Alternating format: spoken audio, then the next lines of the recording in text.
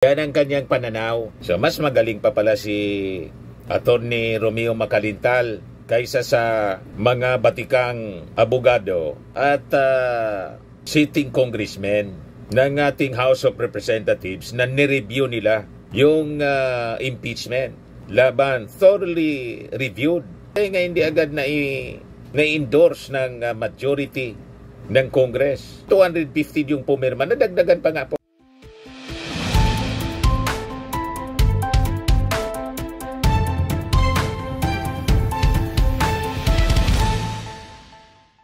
Ito naman po yung bago naming product na binibenta online.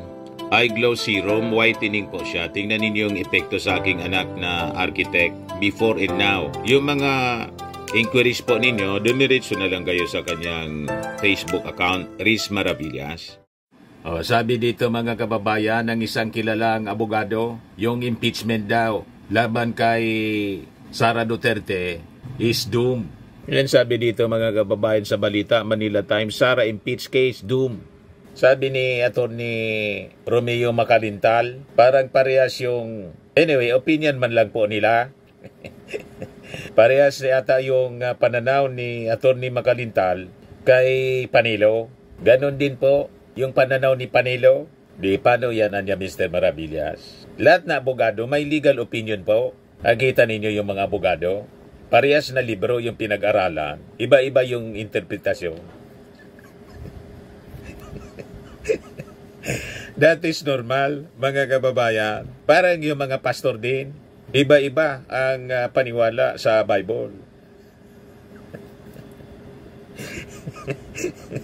Itong mga abogado, kaya may Supreme Court. Kasi yung mga abogado talaga, sa sobrang galing nila, hindi magkaintindihan. Depende kung sino yung kliyente nila. O kung sino yung barkada din nila, nandun din yung inclination. Ang kanilang mga pananaw. Si Panelo, for example, siyempre, nasa side siya ng mga Duterte. Ang tama sa kanya, si Digong, si Sara. Yung mga pagbabanta ni Sara, yung paglustay ng confidential funds, timing sila. Kaya may prosecution, mga kababayan. Yung prosecution panel din, mga abogado and members of Congress, magagaling din na abogado. Iba man ang pananaw kasi nakikita nila yung ebidensya. But anyway, ibigay ko sa inyo itong sinasabi dito sa balita na yung impeachment daw, yung kaso ng impeachment kay Sara, doom. Yan na. Sabi dito sa balita, published ng The Manila Times, election lawyer Romulo Macalintal doubts if the impeachment case against Vice President Sara Duterte would prosper, warning that time, not political maneuvering anya, may be the biggest obstacle. Maybe. Hindi man siya sigurado. O, di ba? So sabi niya rito, if the impeachment case anya against Sara Duterte starts being heard on June 2, that case is already dead. Sabi po ni Macalintal sa isang interview. Happy niyan si Pusit. Pag maniwala tayo sa kwento ni Atty. Macalintal, di ba? Party-party agad yung mga DDS. Ayusan niya. Tuloy na niya yung pagkandidato ni Sara sa 2028. Walang problema. Pag na-acquit si Sara, halimbawa, hindi na matuloy yung impeachment trial kasi dead na daw, sabi ni Macalintal. Di okay. Sabi nga natin, isa lang yung impeachment trial, impeachment case, yung problema ni Sara. May kaso pa siya sa DOJ. At may kaso din siya, Crimes Against Humanity sa ICC. O di magparty-party kayo. Lumusot kayo sa isa, may dalawa pang sword of Damocles na nakahang sa ulo ni Sara Duterte. Sa dami ng problemang kanyang ginawa sa buhay niya, siya may gawa nito. Sabi dito, the case based on allegations of misuse of confidential funds and issuing threats against President Ferdinand Marcos Jr., First Lady Lisa Araneta Marcos, and House Speaker Ferdinand Martin Romualdez was filed on February 5. With 215 lawmakers endorsing it, far surpassing the required one-third of the House, the complaint was supposed to swiftly proceed to the Senate for trial as mandated by the Constitution. Ngayon, sabi ni Makalintal, this is anya too little too late. Yan ang kanyang pananaw. So mas magaling pa pala si Attorney Romeo Makalintal kaysa sa mga batikang abogado at sitting congressmen ng ating House of Representatives na nireview nila yung impeachment laban, thoroughly reviewed. Nga hindi agad na-endorse ng majority ng Congress. 250 yung pumirma, nadagdagan pa nga po. But anyway, sa pananaw po ni Makalintal, the present Senate no longer has time. Its term ends by June 30. Sabi ni Makalintal, citing Rule 44 ng Senado, which states that all pending matters and proceedings die with the adjournment or termination of Congress.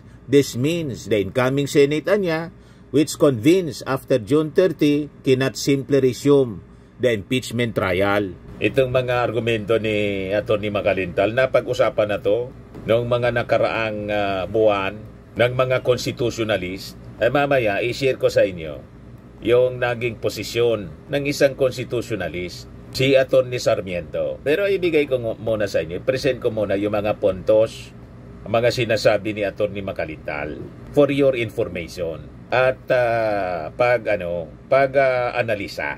Di ba? Alin ba yung tama? So sabi po ni Makalintal, if the new Senate revives it, it would be considered as if it were presented for the first time. But here lies a problem. The Constitution explicitly prohibits the filing of more than one impeachment case against the same official within a one-year period. Ganon din yung sinasabi ni Panelo. Magbarkada siguro yung dalawa. Pagtulungan niya natin na i-brainwash yung publiko. Anyway, abogado tayo pareho, may maniniwala siyempre sa atin.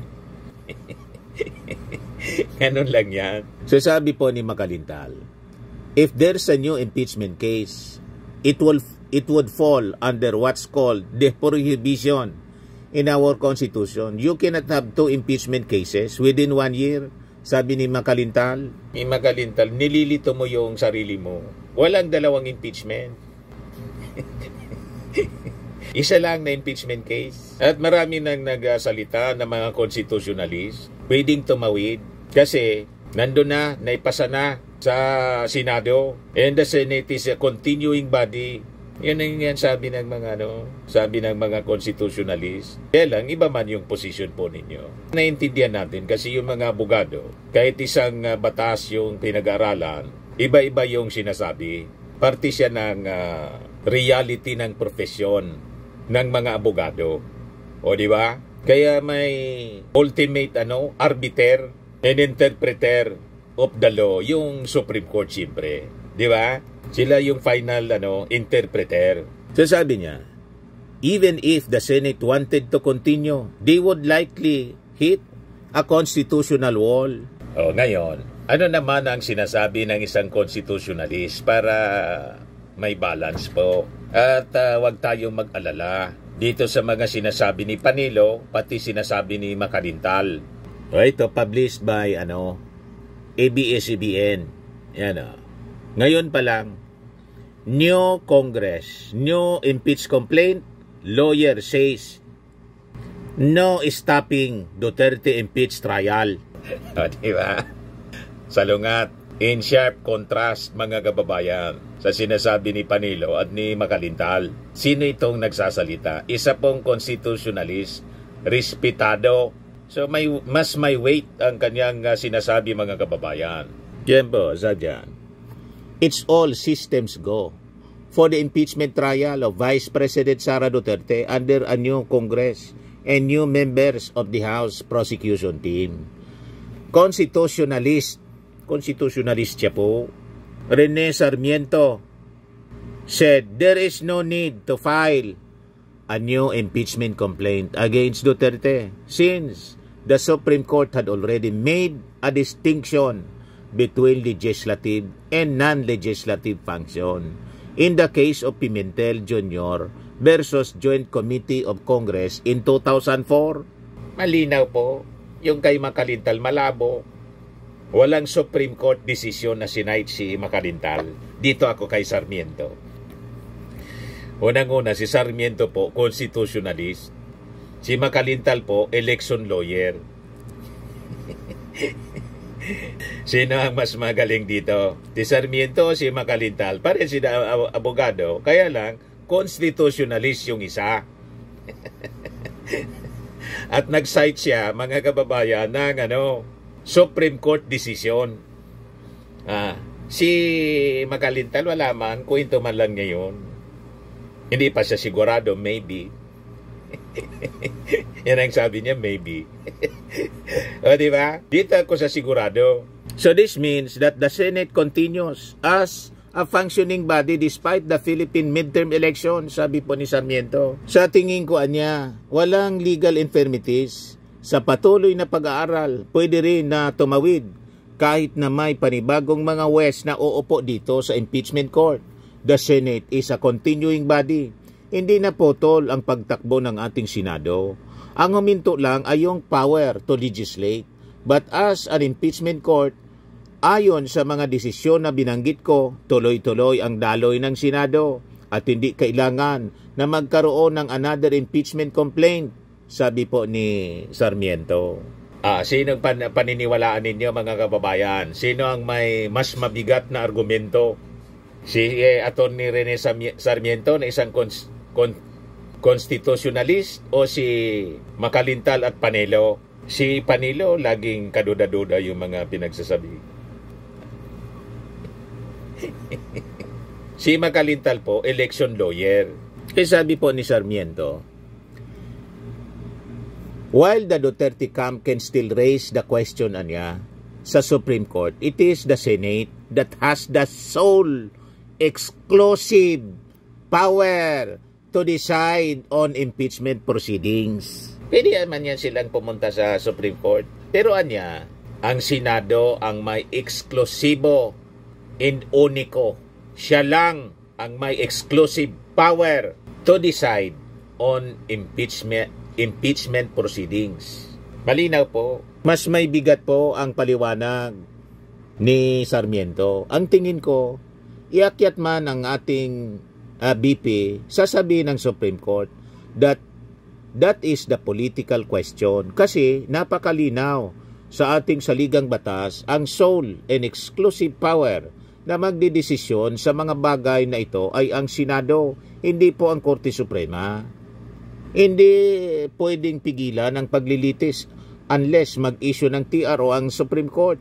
Diyan lang hihinto ang Senado. Pero sa tingin ko, in so many cases, ang Korte Suprema ay irerespeto ang posisyon ng Senado, being sole and exclusive authority to act on impeachment proceedings and impeachment questions. So yung Senado, natanggap na po yung articles of impeachment, and in a letter to House Speaker Martin Romualdez, sinabi po ni Chis Escudero that pursuant to Rule 1 of the Rules of Procedure on Impeachment Trials, the Senate will be ready to receive the House of Representatives panel of prosecutors at 4 p.m. June 2, 2025. Thereafter, the Senate shall be convened as an impeachment court at 9 o'clock in the morning of June 3, 2025 for the purpose of issuing the summon and such other relevant orders. Wala na pong makakapigil pa. Yan ang sabi po ni constitutionalist Rene Sarmiento, Attorney Rene Sarmiento. So mas may laman at may weight, may bigat ang mga sinabi po ni Sarmiento kaysa kay Makalintal. So ordered. Ayos? At itong ating programa, mga kababayan, atid sa inyo nitong ating mga sponsors. Fairmax Framing and Lifting Cream. Pinapay po sa mga pulses in affected area. Mainam po ito sa mga pains at paninigas ng mga kaso-kasuan. Ito sa mukha naman yung application, anti-aging, Automax po siya. Ito ay Glow 60 mga kababayan. Whitening po siya. Made in South Korea. Ito naman po, Ningxia Red Mix Fruit Drink. Gawa po siya sa goji berry. May anti-cancer properties po siya. At sa mga nagana po ng malinis and spacious fitness gym, pumunta lang po kayo sa aming Colossal Fitness Gym. May Grab car rental din po kami. At bills payment po sa aming office. At saka sa mga mahilig po sa mga imported bags, manood po kayo sa live selling ni Madam Aileen Rosales sa kanyang Aileen Closet po. Pati mga shoes, ito yung kanya po. Ito yung kanyang page. Kita ninyo, napakagandang mga online selling po siya. Si Madam Aileen Rosales. At cellphone number niya po, 773-798-7816.